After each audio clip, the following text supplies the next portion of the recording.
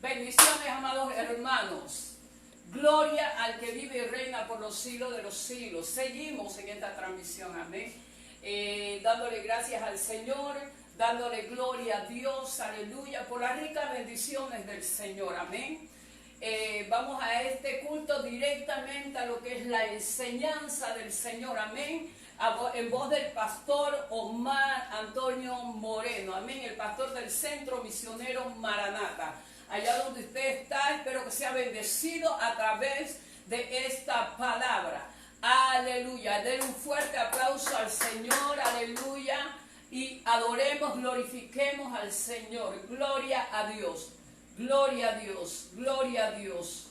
Gloria al que vive y reina por los siglos de los siglos. Amén. Con nosotros el pastor Omar Moreno.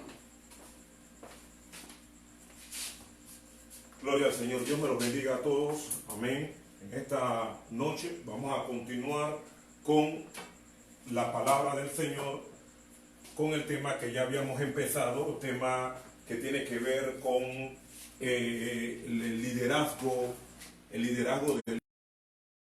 Y bajo el título general, el papel de la iglesia en estos tiempos, qué papel juega la iglesia en estos tiempos. Amén. Estuvimos hablando la semana pasada acerca de la importancia del liderazgo y de varias cosas que son importantes que tenemos que tener en cuenta a la hora de ser líderes. Pero ahora yo quisiera poner algunos ejemplos. Vamos a continuar con este tema, pero yo quisiera poner algunos ejemplos. Recuerda, esta es una enseñanza que tiene que ver directamente con la iglesia. Amén. Y vamos a seguir tocando este tema acerca del liderazgo. Nuestro pasaje básico se encuentra en el libro de Mateo, en el capítulo 5, el verso 13 en adelante, que a la letra dice: vosotros sois la sal de la tierra, pero si la sal se desvaneciere, ¿con qué será salada? No sirve más para nada, sino para ser echada afuera y hollada por los hombres. Vosotros sois la luz del mundo. Una ciudad asentada sobre un monte no se puede esconder, ni se enciende una luz y se pone debajo de un almud, sino en el candelero, y alumbra a todos los que están en casa. Así alumbre vuestra luz delante de los hombres, para que vean vuestras buenas obras y glorifiquen a vuestro Padre que está en los cielos. Gloria al Señor. Bajo este tema general vamos a hablar acerca de los líderes, pero primero vamos a tener un tiempo de oración y luego vamos a hablar de un líder y de un hombre de Dios y el trato que Dios tuvo con este líder. Amén. Amado Dios y Padre Celestial de la gloria, te alabamos, te glorificamos, te bendecimos en esta hora. Honramos tu nombre, Señor mío, por tus maravillas, por tus portentos tan gloriosos que has manifestado desde tiempos antiguos y todavía continúas en esa manifestación, porque tú no te has olvidado del hombre, de la humanidad en general, y tú tienes un plan perfecto para ella. Padre, en el nombre de Jesucristo, ahora toma control de todo lo que estamos haciendo, toma control, Señor, de la palabra, toma control, Padre eterno de los cielos, de los hermanos que están escuchando del otro lado y todo el que nos escuche en un momento dado, aleluya, y que tu nombre sea glorificado, Padre eterno de los cielos, porque no hay prédica, no hay alabanza, Señor, no hay nada que hagamos para ti que no sea tuyo, Rey de gloria. Padre, te alabamos, te glorificamos y te bendecimos en esta hora. Te damos gracias por todo. En el nombre de Jesús, amén y amén. Gloria al Señor para siempre. Muy bien, yo quiero traer la vida de un siervo de Dios. Ya habíamos hablado acerca de él, pero me parece que hay ingredientes básicos que son importantes para el liderazgo. Explico. Hablamos del papel de la iglesia, pero generalmente para que la iglesia pueda funcionar dentro de este ámbito que es el mundo, requiere de líderes y de líderes fuertes. Liderazgo oportuno, liderazgo fuerte. Luego Dios tiene que tratar con los líderes. Amén.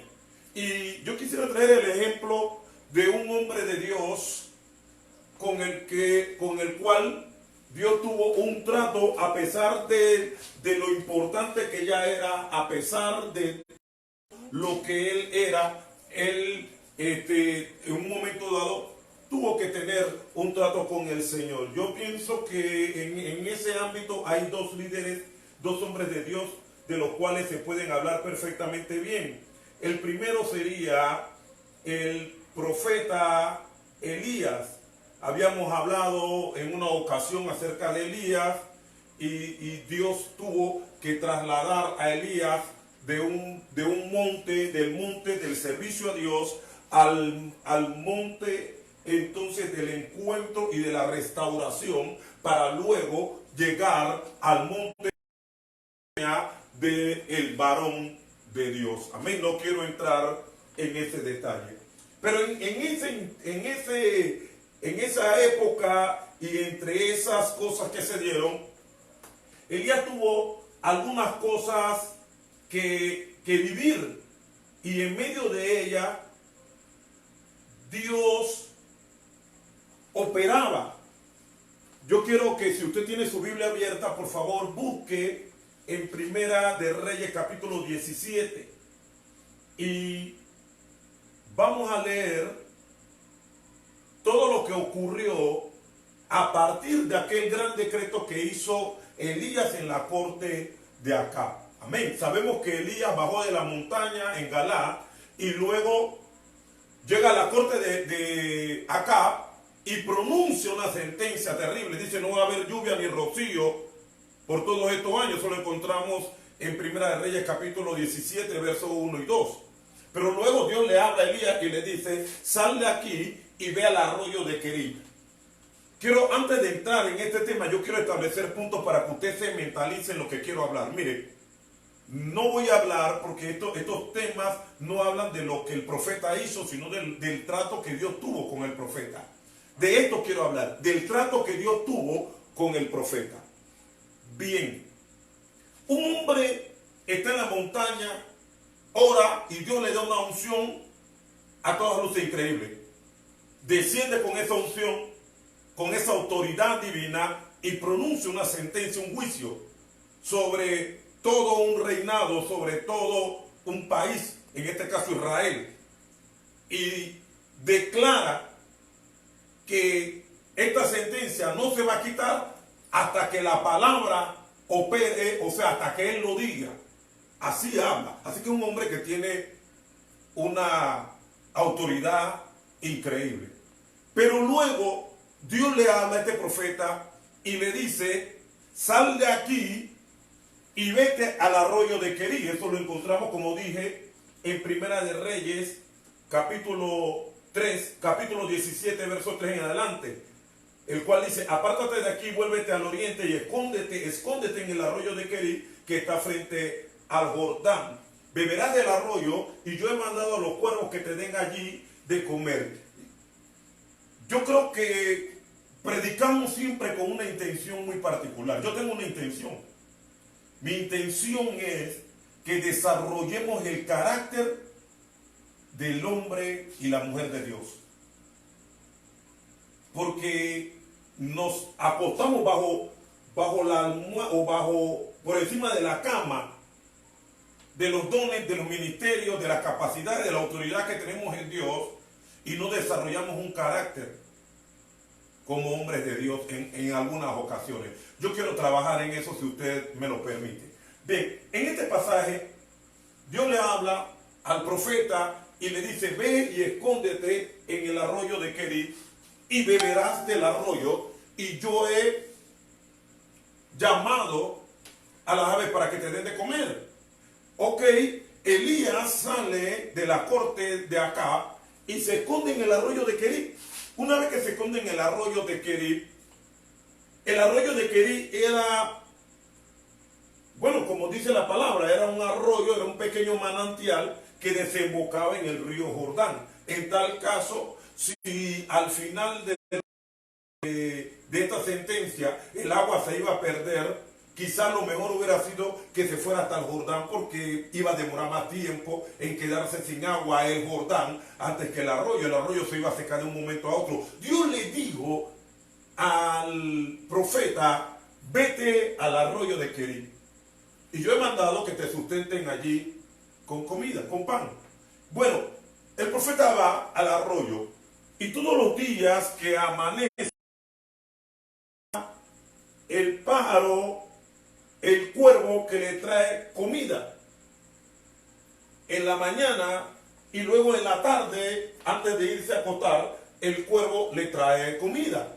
Pero él quizá no se preocupa tanto por el cuervo, porque si Dios dijo: te voy a sustentar con comida, no hay problema, Dios dice algo y lo cumple. Pero su preocupación era porque todos los días se levantaba y veía que el arroyo se iba secando. Cuando el profeta le dice a Acab que no va a haber lluvia, produce una sentencia de un cielo cerrado para el agua que lo va a afectar también a él, no solamente a la corte de Acab y a los israelitas, sino también lo va a afectar a él, porque él se levantaba en la mañana y él veía que el arroyo se estaba secando, y pasaba un día y el arroyo se secaba un poquito más, y otro día el arroyo se secaba, pero él tenía que esperar hasta que Dios le diera instrucciones para moverse. Tenía que quedarse allí hasta que Dios le diera instrucciones para moverse. En otro lado, en otro lugar, en esa misma época, hay una mujer que tiene una condición muy parecida a la de Elías. Tiene una cantidad de masa de harina para comer, y ve que cada día, por el uso que le dan para comer, la masa se va acabando y se va acabando y se va acabando, porque no hay, todos están en una, la condición de una sentencia. Y esto es importante porque la sentencia no la dio Dios directamente, la dio el profeta Elías. El profeta dijo: vive Jehová en cuya presencia estoy, que no va a haber lluvia ni rocío por estos años, sino por mi palabra. Luego era la palabra de él, del profeta, en la que abría la pluma de los cielos, y era la palabra la que él cerraba. Estaba cerrada por la palabra del profeta, y el profeta lo estaba sufriendo. Y en otro lado, en otro lugar, había una mujer también que lo estaba sufriendo. Culpable, el que cerró el cielo fue el profeta Elías, y ella lo estaba viviendo. Pasa el tiempo y Elías ve el arroyo secarse, y aquella mujer viuda ve el pan y la harina consumirse hasta irse acabando, y Dios no habla. Ella no puede hacer nada porque Dios a ella no le va a hablar, pero Elías tiene que esperar que Dios le hable, y el tiempo pasa. Ya luego de un tiempo el arroyo se seca. Y cuando el arroyo se seca, Elías se queda en el mismo lugar. De esto quiero hablar. El profeta, a ver cómo le explico. El profeta no puede mandar algo por su palabra de juicio sobre una nación, sobre una persona, si no está dispuesto a vivir las consecuencias de eso él mismo. Porque él tiene que aprender. De eso se trata. Y en los tiempos modernos que estamos viviendo, se pueden escuchar a veces hombres de Dios que Dios se está usando increíblemente. Yo no digo que no, pero que no tienen pretensiones de vivir la condición que están viviendo los demás por causa de un juicio divino. Y eso es algo que tiene que aprender todo hombre de Dios.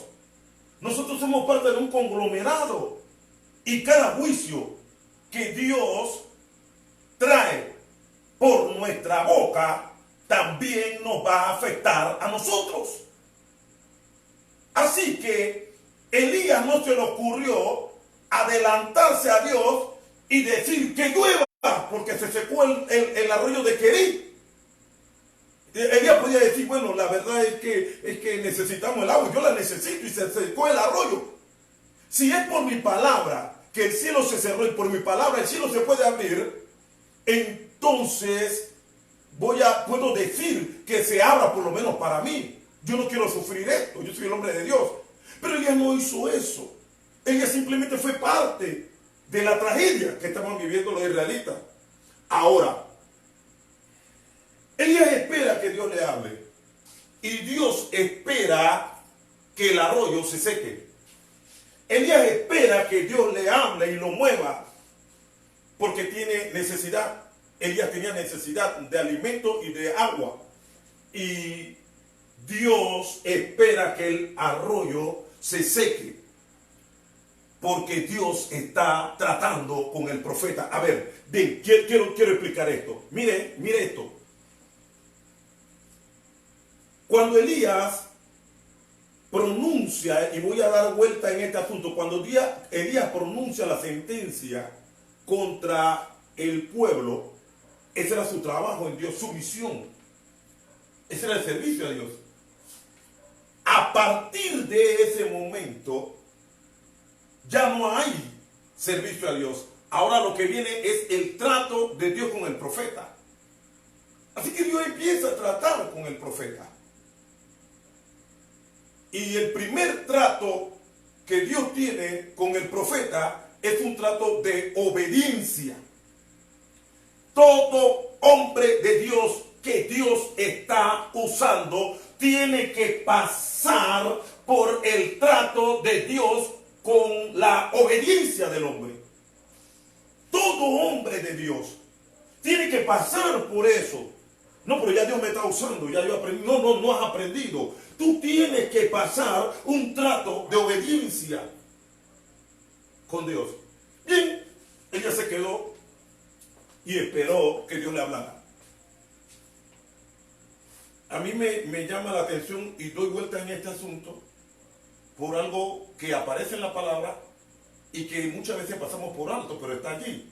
Elías dijo, no va a haber lluvia ni rocío, sino por mi palabra. O sea, cuando yo lo diga, va a haber lluvia y rocío. Y en Apocalipsis, la Biblia habla de dos testigos que tienen el poder de cerrar el cielo para que no llueva. Y muchos de nosotros hemos considerado que uno de esos siervos es Elías. Y no hablamos de Dios que cerró el cielo, hablamos del profeta que cerró el cielo. Luego, si un profeta cierra el cielo, también un profeta puede abrir el cielo.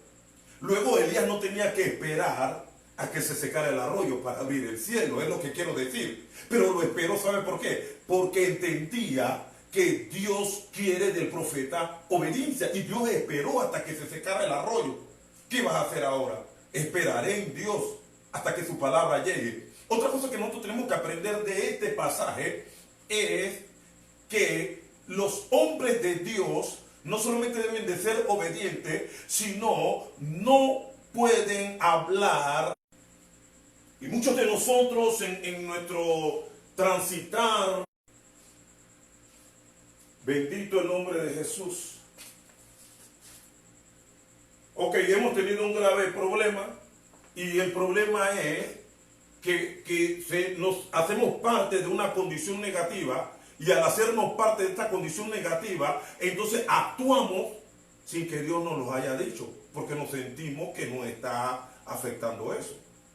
Yo llego y le predico la palabra a alguien, y si esa persona me insulta, yo reacciono. Si por las redes sociales sale algo en contra de mí, de la palabra, del evangelio, de algún hermano, de algún siervo de Dios, que mantiene un tipo de relación de amistad conmigo y que yo lo considero alguien grande, yo reacciono. Estoy predicando en un púlpito y Dios me está bendiciendo y alguien trae por las redes algo para hacerme daño y yo reacciono. Dios no quiere nuestras reacciones. De manera tal que aunque tengamos autoridad y aunque tengamos un ministerio, no nos podemos mover. Yo no voy a decir a nuestro antojo, pero no nos podemos mover como reacción a algo que nos pasó. Tenemos que esperar a que Dios nos hable. Un profeta siempre tiene que esperar a que Dios le hable. Un profeta no se mueve Y un hombre de Dios no actúa a menos que Dios le hable.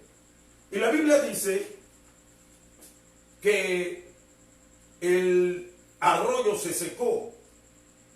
Y luego que el arroyo se secó, el verso 8 dice, vino luego a él palabra de Jehová diciendo, levántate, vete a Sarepta de Sión y mora allí.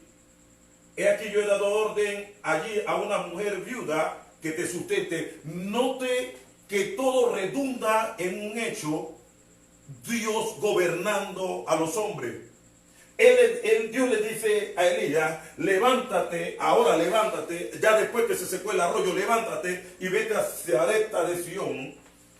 Y yo le he dado orden a una mujer viuda que te sustente. ¿Quién iba a sustentar a Elías? Una mujer viuda, y una de las mujeres viudas estaba en una condición muy mala, por cierto. Era muy difícil la vida de una mujer cuando era viuda, pero no tenía entradas en ninguna clase. Pero Dios dice, le di orden a ella que te sustente a ti. Del otro lado está la mujer viuda de Sarepta de Sión. Y esta mujer viuda dice en su corazón, nos morimos. Yo y mis hijos nos morimos. Porque se acaba la harina de la tinaja. Porque se acaba nuestro alimento. Y nos vamos a morir. Mientras que ella está diciendo nos vamos a morir de hambre, Dios le está diciendo a Elías, anda allá que yo le ordené a ella que te sustente con comida. Santo.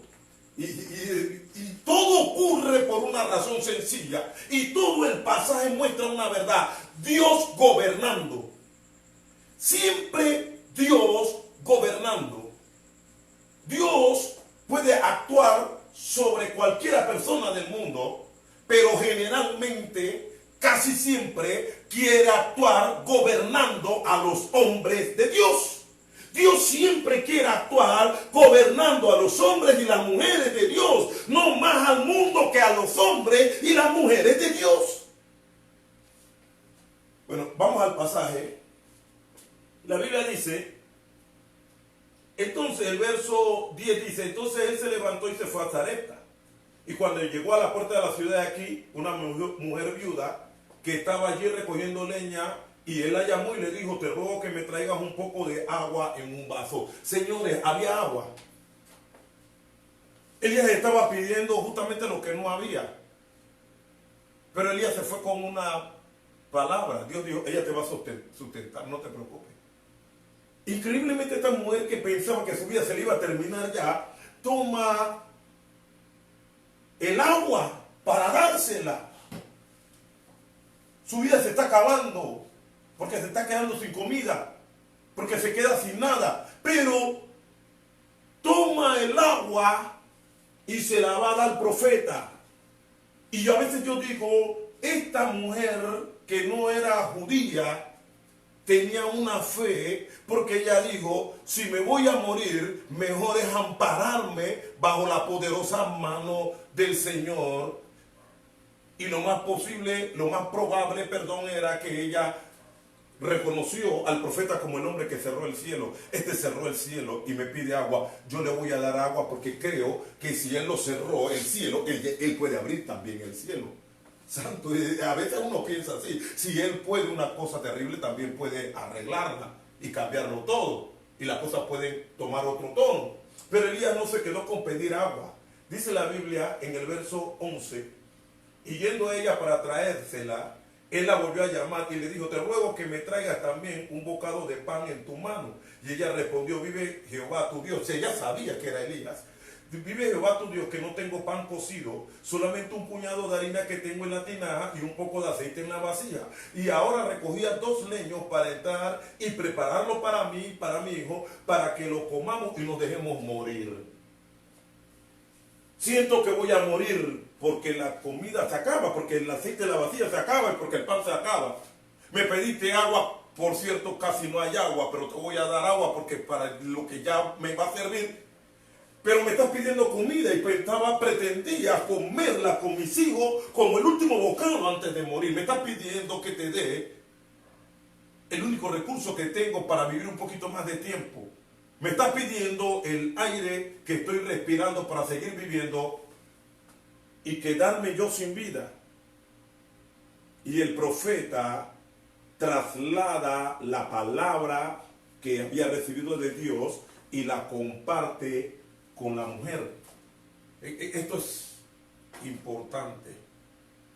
Dios le dijo a Elías: anda a Sarepta y allá hay una mujer viuda que yo he ordenado que te sustente. Es decir, que lo más seguro es que Dios le habló eso a esta mujer y le dijo: te vas a encontrar con el hombre que cerró el cielo. Dale todo lo que él te pida y no te preocupes. Cuando Elías llega, le dice a la mujer: dame pan también, dame comida. Y ella dice: lo que tengo es para nosotros y después nos morimos. Y el profeta entonces trae la palabra que había recibido. Qué bueno cuando un hombre es tan de Dios como para entender que Dios primero quiere hacerle entender que parte de su vocación profética es vivir los problemas que la gente vive.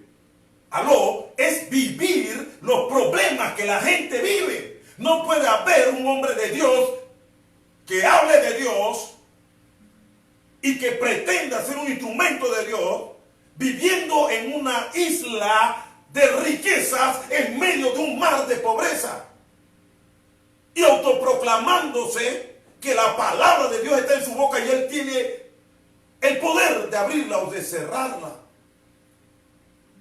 Elías lo entendió y Elías dijo: no, Dios me habló y no nos vamos a morir y tú no te vas a morir. Tranquila, si hay para mí, hay para ti. Eso lo encontramos ya en el verso 13. Dice: Elías le dijo: no tengas temor, ve y haz como has dicho, pero hazme a mí primero de ello una pequeña torta cocida debajo de la ceniza y tráemela. Parece que el profeta tenía hambre. Y después harás para ti, para tu hijo, porque Jehová Dios de Israel ha dicho así: la harina de la tinaja no escaseará, ni el aceite de la vasija disminuirá hasta el día en que Jehová haga llover sobre la faz de la tierra. Este era un hombre que no solamente tenía una condición y un poder, una autoridad para cerrar el cielo y traer calamidad sobre la tierra, falta del agua. No, Señor, también con la autoridad que él tenía, él también sentía que tenía la responsabilidad de que aquellas personas que tenían fe, que creían, que estaban caminando, que estaban haciendo lo mejor posible, él sentía que él requería también sustentarlo con la palabra. Si tengo autoridad para que el cielo se cierre, creo que tengo autoridad para que la vasija de aceite, su aceite no mengue y la harina no se detenga. Si puedo cerrar el cielo, también puedo ayudar a esta mujer con una palabra de Dios. Hay que ir aprendiendo a ser siervo de Dios. Esto no es simplemente tener dones y ministerios, capacidad de ser buen predicador, poner la mano sobre los enfermos que se sanen y profetizar cosas de parte de Dios. No, uno como persona tiene que aprender y va aprendiendo porque Dios quiere tratar con sus siervos. Y este trato que Dios le dio aquí, tanto a la mujer como a Elías, mostró la fe que tenían ambos y la capacidad de obedecer. La mujer obedeció a Elías y le trajo la comida primero. Elías obedeció a Dios y luego se movió donde la mujer Sirofenicia. Y vamos un poquito más adelante, dice en el verso 15: entonces ella fue como lo dijo Elías, y comió él y ella su casa muchos días. Estaba en el arroyo de Querit solo, y yo creo que era la primera vez en este escenario que aparece Elías entonces viviendo en una casa, con una mujer viuda, con hijos, y viviendo con una provisión divina que no era de cuervos, sino que era un poder milagroso que permitía que la harina y el aceite no escasearan. Dice, vivieron muchos días. Eso se puede traducir como los 3 años, o quizá un poquito menos, mientras duró la sequía. Bien, dice el verso 17: después de esta cosa, aconteció que cayó enfermo el hijo del ama de la casa, y la enfermedad fue tan grave que no quedó en él aliento. Vaya, uno no espera que si vives con el profeta, un hombre de Dios que tiene una unción increíble y poderosa y que le ha servido, ya has demostrado tu fe, ya has demostrado pues tu amor para con el hombre de Dios, recibiéndolo en tu casa, y que también ambos, tú no esperas que ninguna calamidad llegue al hogar, y es parte de la enseñanza. Por eso estamos hablando de la enseñanza de los hombres de Dios, el trabajo en el carácter de los hombres de Dios. Un hombre de Dios llega a una casa, lo reciben bien, lo tratan bien. Y la Biblia dice, cuando el evangelio llegue a un lugar, la paz que tú traes se queda en el lugar. Y todo lo que te pongan para comer, cómetelo. Ahí en ese lugar va a haber bendición, porque recibieron la palabra y recibieron al hombre de Dios. Ahora Elías llega a un lugar y ya no es el problema de la comida, sino que ahora un hijo se enferma. ¿Quién es probado? ¿La mujer o Elías? Vamos a la Biblia. Dice el verso 17, después de esta cosa aconteció que cayó enfermo el hijo del ama de la casa, y la enfermedad fue tan grave que no quedó en el aliento. Mira lo que dice la mujer, y ella dijo a Elías, ¿qué tengo yo contigo, varón de Dios? Ha venido a mí para traer a memoria mis iniquidades y para hacer morir a mi hijo. O sea, ella está diciendo, pero si viniste, yo estoy confiando en que tú eres un elemento de bendición. Y esa idea, ese concepto, no solamente lo tenía ella. Elías dijo, yo me quedo en tu casa, tú vas a ser bendecida. No hay problema. Pero eso no ocurrió. El niño se enferma es cuando Elías llega. Cuando Elías no estaba, el niño no estaba bien, pero ahora se enferma. Y no solamente se enferma, se malogra, se muere. Y Elías no había hecho nada. Así que la mujer confronta al profeta y le dijo, estás mandando maldición a mi vida. Escuche esto, la mujer le está diciendo, pero ¿qué yo he hecho? Te traté bien. Me estás trayendo maldición a mi vida, me estás maldiciendo, mi hijo se está muriendo. Ah, ya sé, los pecados pasados, las iniquidades pasadas, lo malo que me porté, con que me porté, lo está trayendo a mi memoria, me está castigando. Porque yo quiero que usted entienda que en todo este escenario, el poder de la palabra lo tiene Elías. Elías es el hombre con autoridad y poder de la palabra para que las cosas ocurran o dejen de ocurrir. Así que ella consideró que si el niño se estaba muriendo, la responsabilidad era del profeta. Y observen lo que dice la Biblia. Y él le dijo, dame acá a tu hijo. Entonces, el profeta lo toma en su regazo y lo llevó al aposento donde él estaba, sobre la cama. Y mire el clamor del profeta. Y clamando, Jehová Dios mío, aún a la viuda en cuya casa estoy hospedado ha afligido, haciéndole morir a su hijo. Pero ¿qué está pasando? O sea, ¿a quién está probando Dios? ¿A la mujer? No, al profeta. Recapitulo, el profeta baja de la montaña y trae con autoridad de Dios una sentencia sobre el pueblo de Israel. No va a haber lluvia ni rocío, sino por mi palabra. Luego el profeta tiene el poder y la autoridad de la palabra para traer bendición o traer maldición. Luego que pasa ese escenario, todo lo que pasa de ahí en adelante no tiene que ver con Israel, no tiene que ver con Acab, no tiene que ver con Jezabel, no tiene que ver con el pueblo, con el mundo, con la gente, tiene que ver con él. Todo lo que ocurre, el incidente del arroyo de Kerit que se secó, tiene que ver con él. Con él. Y ahora el hijo que se muere tiene que ver con él.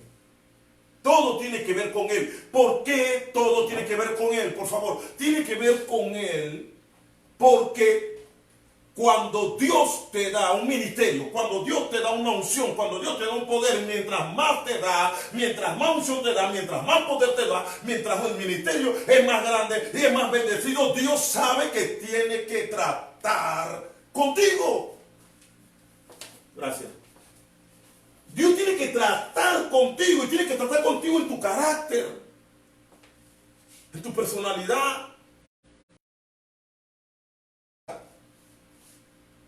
Dios tiene que tratar con el hombre de Dios, con su carácter. Porque generalmente nosotros no lo hacemos.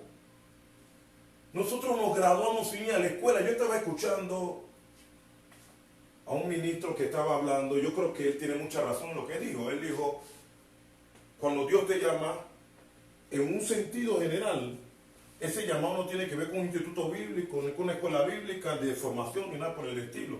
Lo hacemos porque queremos estar a tono con el trabajo que vamos a hacer, estar humanamente preparados para eso. Pero el llamado de Dios es un llamado generalmente completo y es un llamado al servicio de Dios, lo cual automáticamente te diploma y te prepara para el servicio. Así que en materia de servir a Dios nosotros no tenemos problema. ¿Dónde está el problema? El problema está en el carácter del hombre de Dios. Porque tú puedes, por el poder de Dios, en un chasquido de dedos, recibir revelación, recibir palabra, recibir unción, recibir autoridad, recibir un don, recibir un ministerio.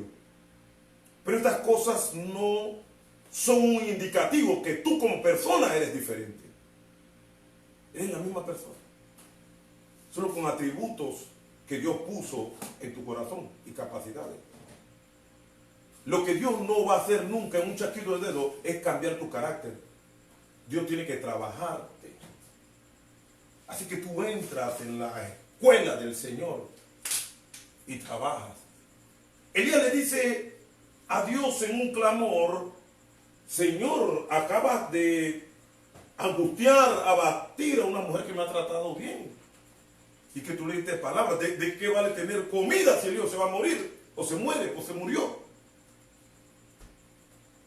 Y Elías toma al niño y parece que en una casa la mujer había hecho un aposento donde vivía el profeta. Así que el profeta toma al niño y se lo lleva al aposento, al lugar donde posiblemente el profeta sentía que estaba en su ambiente, en un ambiente que era particularmente propio de él, porque era lo que la viuda le había dado a él para que él viviera, y él estaba viviendo en ese aposento. Ahora está en el aposento, está la cama de él, está el lugar, la estancia del aposento donde él vive, donde él reside. Estoy hablando de que Dios está tratando con el profeta. No con la viuda, con el profeta. Y dice la Biblia, en el verso 21, y se tendió sobre el niño 3 veces y clamó a Jehová y dijo, Jehová Dios mío, te ruego que hagas volver el alma de este niño a él. Dice la Biblia, y se tendió, el niño lo acostó en la cama y se tendió sobre el niño. Y luego se levantó y se volvió a tender sobre el niño y se levantó y se volvió a tender sobre el niño y se levanta. Y luego ora. En un momento dado yo pudiera pensar que cuando se tendió es que él esperaba que esa autoridad que estaba en él funcionara con el niño, inmediatamente lo tocara a él. Y él quizás pretendía o esperaba que lo que él tenía funcionara inmediatamente con el niño, pero lo hizo 3 veces y no funcionó. ¿Por qué? Porque Dios está tratando con el profeta. Así que ya tiene que levantarse. Él dice, la unción que tengo, el poder que tengo, no sirve. No funciona en este caso. Y se levanta y ora a Dios y le pide ahora con un ruego y le dice, Señor, te ruego que hagas volver el alma del niño. Mira lo que pasa después en el verso 22. Y Jehová oyó la voz de Elías y el alma del niño volvió a él y revivió. Y tomando luego Elías al niño, lo trajo del aposento de la casa y lo dio a su madre. Y le dijo Elías, mira, tu hijo vive. Y la mujer dijo a Elías, ahora conozco que eres varón de Dios y que la palabra de Jehová esté en tu boca para hacer hombre de Dios, hace falta más que tener unción, hace falta más que tener palabra, hace falta más que tener autoridad, hace falta más que desarrollar dones y ministerios y tener fruto de eso. O sea, hace falta que como persona, en nuestro ambiente natural, en nuestros nuestros frutos personales de carácter, muestren que somos hombres de Dios. Somos hombres de Dios, no solamente cuando estamos en el púlpito, sino cuando bajamos y llegamos a nuestros hogares. Yo creo que ahora, más que nunca, eso es una necesidad. ¿Cuántos pastores, cuántos siervos, cuántos ministros estaban predicando en sus iglesias y sus hijos no lo estaban escuchando? Porque a lo mejor no estaban ahí en la iglesia. O quizás lo escuchaban, pero decían, el que está hablando es el pastor. Cuando lleguemos a la casa, el que va a estar es el papá. Ahora, en esta condición que estamos, padre y pastor están sumergidos en el mismo hogar y nuestros púlpitos están en nuestros hogares. Así que no es raro que si ocupamos la sala del hogar para predicar, algunos de nuestros hijos digan, me voy para el cuarto cuando estamos predicando. Es el carácter. Es el carácter. Porque ahora tenemos una audiencia en las redes sociales, pero no en vivo. La única audiencia que tenemos en vivo son nuestros familiares cercanos. Así que nos vemos en la obligación de ser confrontados por Dios en nuestro carácter, donde se puede predicar bien, pero si no se vive bien, la prédica no sirve. Así que la mujer dice, ahora conozco que eres varón de Dios. Ahora conoce que eres varón de Dios. Y el milagro de la vacía de aceite y la de harina. Porque ahora lo que pasa es que tú eres profeta y eso ocurrió y tienes autoridad. Pero ahora que entramos a una situación que conlleva la intimidad y somos probados en nuestro carácter, salió a relucir al hombre detrás del profeta, el hombre detrás del ministro. Dios no quiere tratar con el ministro.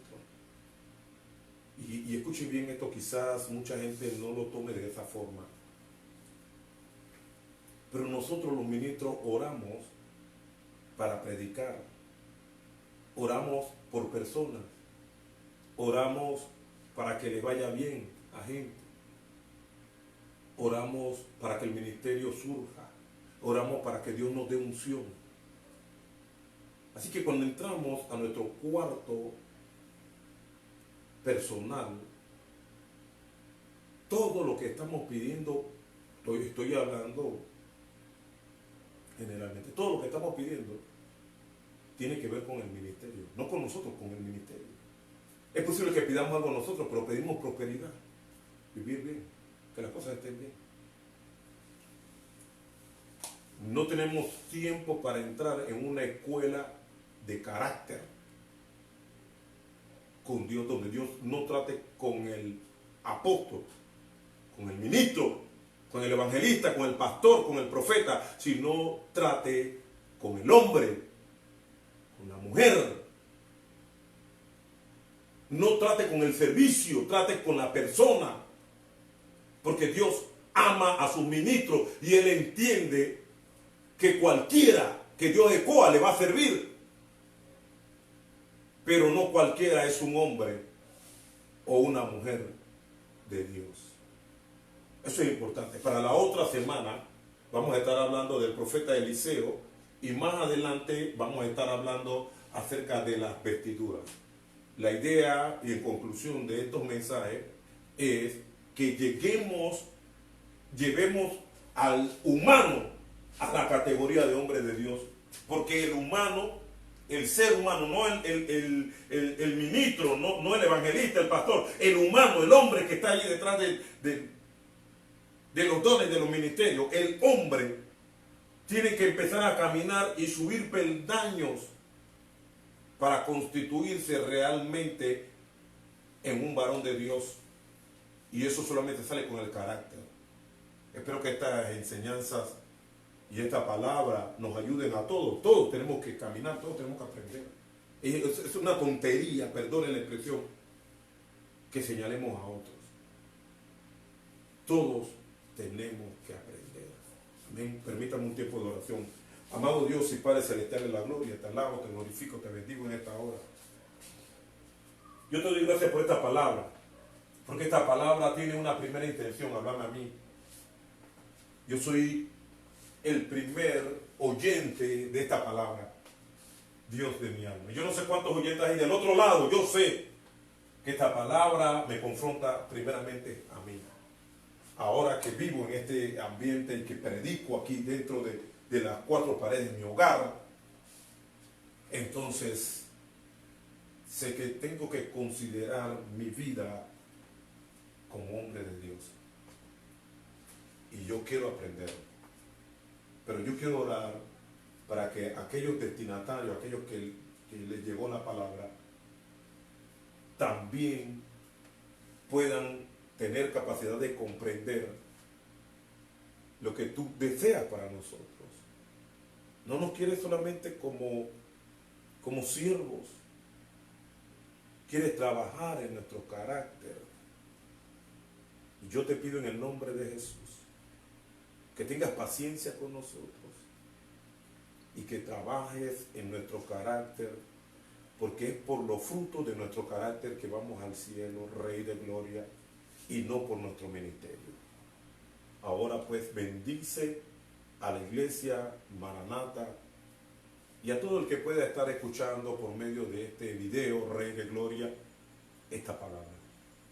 Permítenos, Señor mío, bendición para todos, para toda nuestra vida.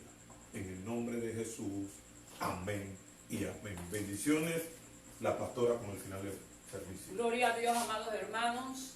Le damos gracias al Señor por esta oportunidad que nos dio de estar a través de estos medios llevando ese mensaje de vida, ese mensaje de esperanza, esperando que no solamente quede en su mente y en su corazón, sino que lo pueda poner en práctica. Amén. Cada palabra que escuchamos, ponerla en práctica es algo tremendo, edificación hacia la iglesia.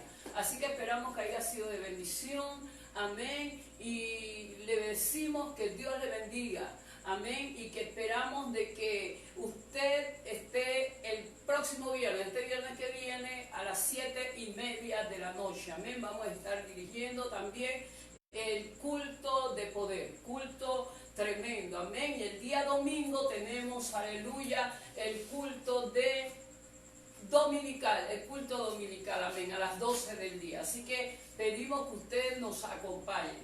Pero ahora nos vamos a despedir, aleluya, de este lugar, pero no de su presencia, esperando de que la paz de Dios repose sobre usted en todo instante. Amén. No le diga al problema cuán grande es su problema, dígale al problema cuán grande es su Dios. Amén. Así que Dios le bendiga. Aleluya. Gloria a Dios.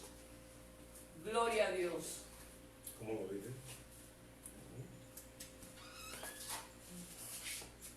Gloria a Dios, aleluya.